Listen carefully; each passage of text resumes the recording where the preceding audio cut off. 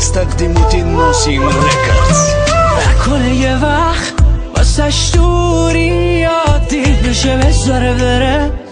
زیر پاش خالی بشه میمیره دلی میدونه تنگ میشه این دل واسش خیلی. یه بار دیگه به گوشش میرسونم حرف دلمو بره آتیش میکشم همه حالمو اما نگاش میتونه عوض کنه حال دلمو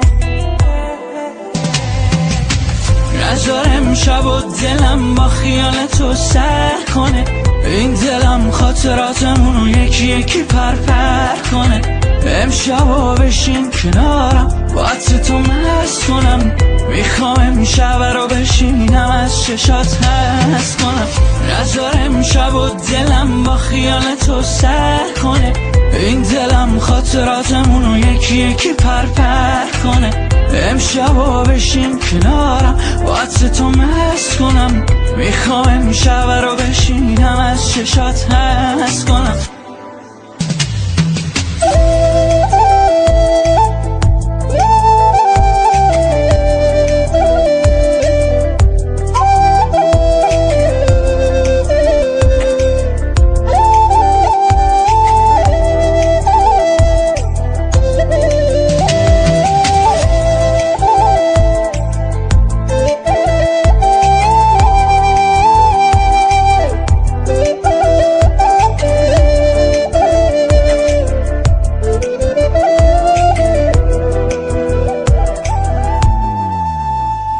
اومدنش پیش من حالمو بهتر کرد اون همه خستگیامو با بودنش در کرد روز و شبا